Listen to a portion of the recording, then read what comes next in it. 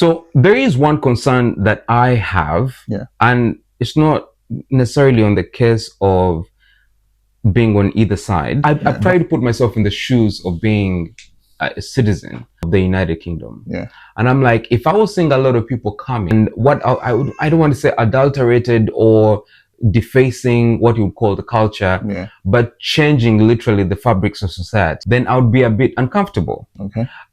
There's a lot of people who say right now the percentage of what you would call a white British citizen really going on the low, Yeah. and you start feeling a bit insecure. Like if you were, let's say, I remember, because you see, I come from Uganda. Uganda is very interestingly part of history that is untouchable. Yeah. We have a man who lived in our country called Idi Amin. This guy chased away Indians and told them, get the hell out. We want to own our economy. And he sent them away. So as a Ugandan, right now, a lot of people feel like that was a good decision. Some people will be like, oh my God, if these guys had remained, what would have happened? But the truth is, as we speak right now, the Indian community pays almost 60% of the taxes in Uganda, right? So the economy of Uganda is depending on them to actually effectively work, right? So it's very interesting because there's what you would call a common man in the community who's going to feel some type of way that a foreigner has come to take over their land, and then they'll feel like, oh no, get them out, but they don't know what is in the back end. So I sometimes feel sympathy for what you'd call a common white British citizen who is living here and seeing this infiltration of a lot of foreigners that is taking over their community.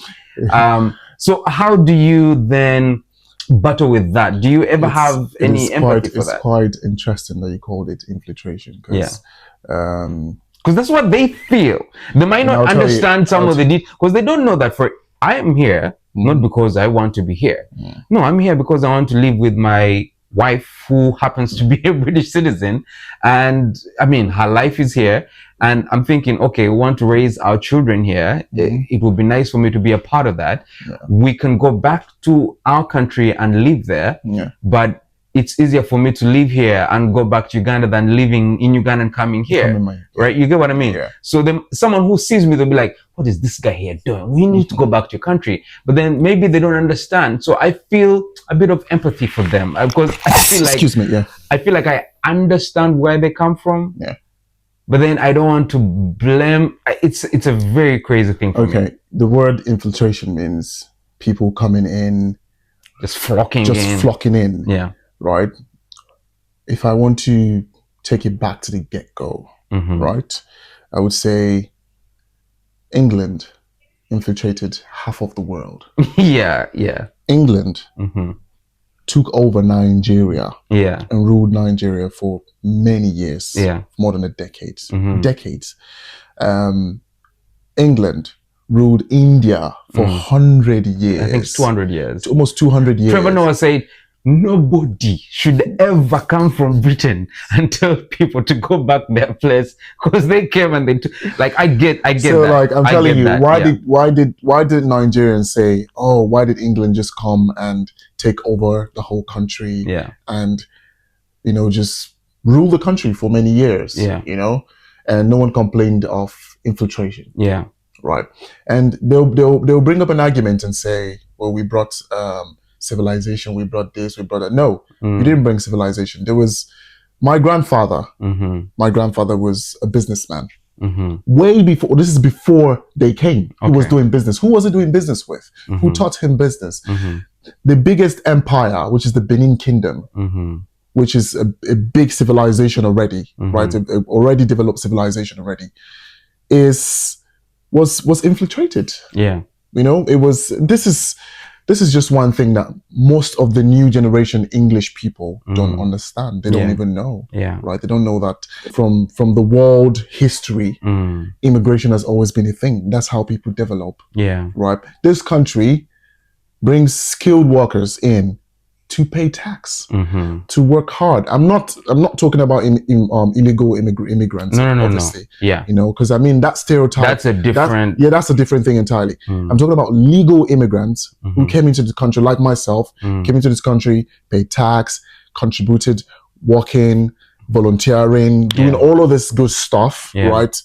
Love the country, and I'm integrated. Do you understand? Yeah. Right? I'm saying you shouldn't worry. No legal migrants came here for free. Yeah. And I'll say this right now here.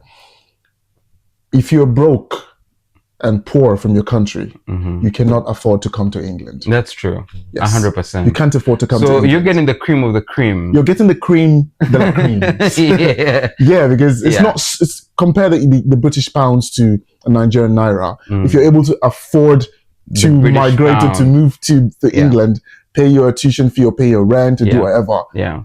You were not struggling before you came here. Yeah. You just probably got fed up of the economic system back home and politics and everything, and you say, you know what, I want to move somewhere else and just try out and see what happens there. Yeah. I mean, definitely, you're very right. There's a lot of people who are also living in what you'd call war-torn countries, and people who are living in fear in their countries, and they're coming here for refuge.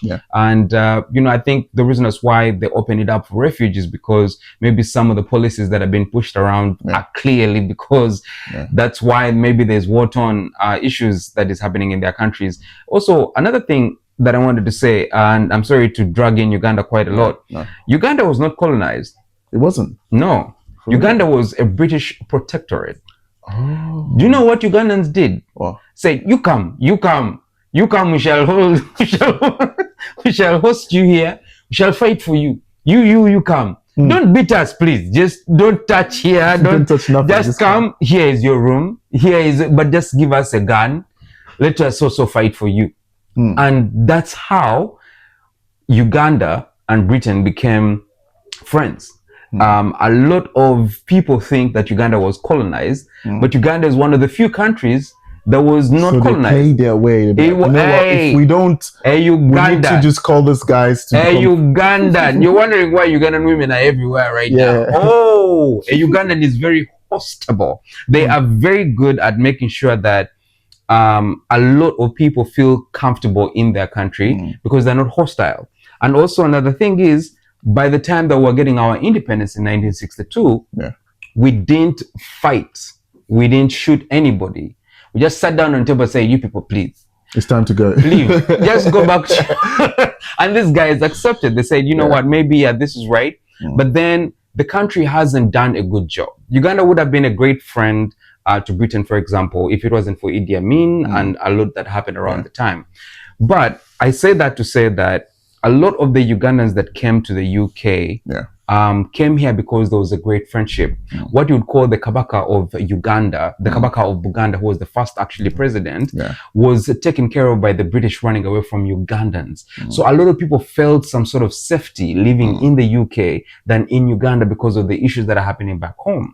But the people that also managed to come here were those that had the opportunity and also had great wealth to actually come here. So when I meet a lot of my fellow Ugandans that are living here, it's the top of the cream. It's the best people that you can find. In fact, in Uganda, we're always saying, guys, you're so smart. Why don't you come back and take care of your country? No, they're here making this country great. And I'm saying people in New York City right now who are celebrating Mamdani Zoran, and is the mayor of New York City. He would never have a chance in Uganda simply because he's an Indian man. Right? And I'm thinking, this is a Ugandan man, but just because he has Indian descent, they don't accept him. And that's the thing, like you're getting the very best of the people in this country. And like you said earlier, we have to make sure that we don't mix the illegal immigrants and those that are legally here. Because there's, of course, some people who come here, purposely to take advantage that we can't take away. But yeah, definitely a very interesting situation. I'm just really perplexed at the fact that it's 15 years. And yet, even if you accept the 15 years, you're not guaranteed that it's going to be just 15 years. That's the pain. That's really, really, it's a horrible situation. No words. No words.